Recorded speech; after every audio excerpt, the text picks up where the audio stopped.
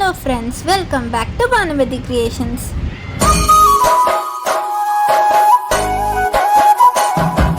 இங்கே பார், கையிலே பிடித்த மீன்.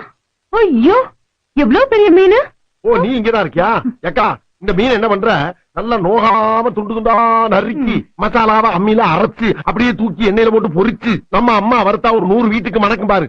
அந்த மாதிரி கமகமகமகமகமகம சமைச்சு மண்டைய மாமனுக்கு வாழைய மருமனுக்கு நடு துண்ட உன் தம்பிக்கும் தனியா பொரிச்சு கொடுக்குற. எனக்கா இன்னைக்கு சமையல பின்னு பின்ற. இதுலதான் உன் தம்பி மேல எவ்வளவு பாசமா இருக்குன்றத பார்க்க போறேன். இன்றைக்கி நம்ம மீன் குழம்பு செய்ய போகிறோம்.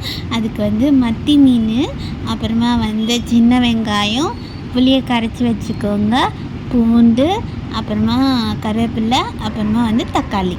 இப்போது இதெல்லாம் ரெடியாக இருக்குது. இப்போ நம்ம ஒரு கடாயில் எண்ணெய் ஊற்றிப்போம். இப்போது கடாயில் எண்ணெய் நல்லா காஞ்சிச்சு. இப்போ 1 ஸ்பூன் கடுகு போட்டுக்கோங்க. இப்போ அது நல்லா வெந்த உடனே சீரகம் போட்டுக்கோங்க.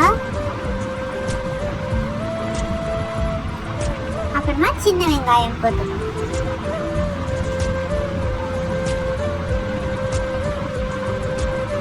மறக்காம சேனலை சப்ஸ்கிரைப் பண்ணுங்க ஃப்ரெண்ட்ஸ்.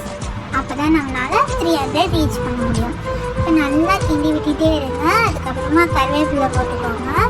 அப்புறமா 1 ஸ்பூன் உப்பு போட்டுக்கோங்க. இப்போ நல்லா கிண்டி விட்டுட்டே இருங்க. அது ப்ரௌன் கலர் ஷேட் வர வரைக்கும் கிண்டி விட்டுட்டே இருக்கணும்.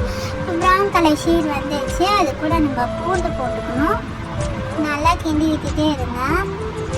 இப்போ அது நல்லா வெந்த உடனே நம்ம நறுக்கின தக்காளியை போட்டுக்கணும். நல்லா கிண்டி விட்டுட்டே இருங்க. அப்போதான் அந்த சாறு இறங்கி இன்னும் மீன் குழம்பு நல்லா இருக்கும்.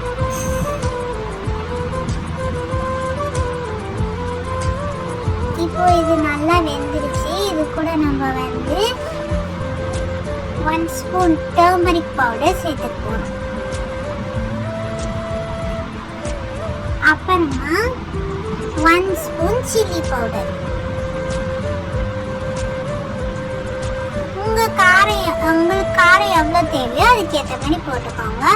இப்போ 3 டீஸ்பூன் ஆஃப் தனியாத்தூள் போட்டுக்கோங்க. இப்போ நல்லா கிண்டி விடணும்.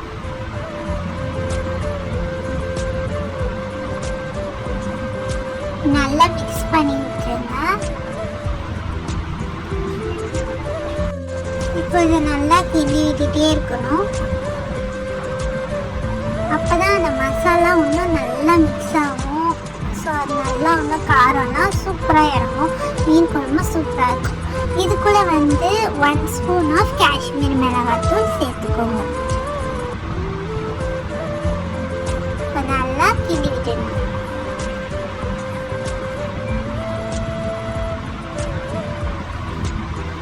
ஸோ ஒரு வீட்டில் ஒரு மாதிரி மீன் குழம்பு வைப்பாங்க, ஒரு டைப்பில் வைப்பாங்க. ஸோ உங்கள் வீட்டில் நீங்கள் எப்படி செய்வீங்கன்றதை கீழே கமெண்ட் பாக்ஸில் கமெண்ட் பண்ணுங்கள். சரிங்களா? இப்போ இது கூட நம்ம புளி கரைச்சி வச்சுருந்தோம்ல, ஸோ அதை கூட சேர்த்துக்கோங்க.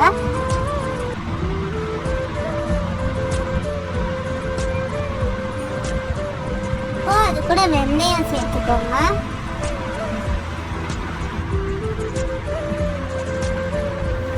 இப்போ நல்லா மிக்ஸ் பண்ணுங்க.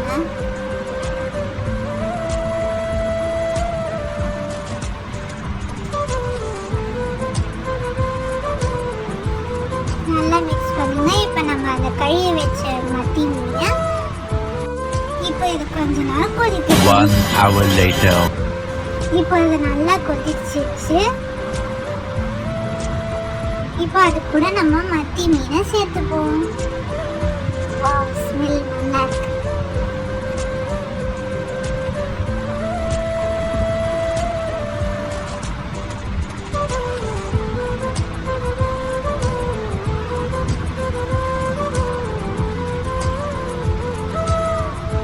இப்போ அதை நல்லா மிக்ஸ் பண்ணிவிட்டு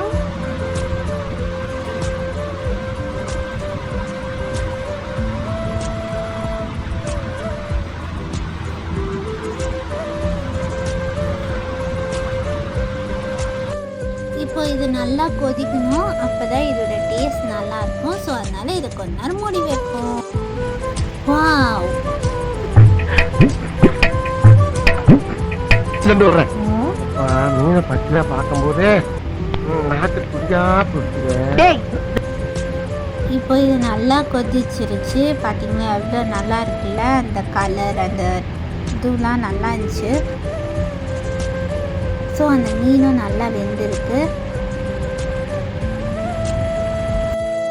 எல்லா மீனும் நானே சாப்பிட்டு போடுறேன் பெண்ணப்ப. ஸோ இது நல்லா கொதிச்சிருச்சு. இப்போது நீங்கள் இப்போ முன்னாள் வாங்கிட்டு வரீங்கன்னா அன்றைக்கி செஞ்சு மறுநாள் காலையில் நீங்கள் வந்து சாப்பிட்டிங்கன்னா இன்னும் நல்லா டேஸ்ட் நல்லாயிருக்கும். அந்த மீன்லாம் அந்த மசாலாலாம் ஊறி நல்லாயிருக்கும். ஸோ இதை ட்ரை பண்ணி பார்த்துட்டு எப்படி இருக்குன்னு சொல்லுங்கள். லைக் பண்ணுங்கள், ஷேர் பண்ணுங்கள், பெல் ஐக்கானை கிளிக் பண்ணுங்கள், சப்ஸ்கிரைப் பண்ண மறந்துடாதீங்க. Until then, bye from Bhanumathi.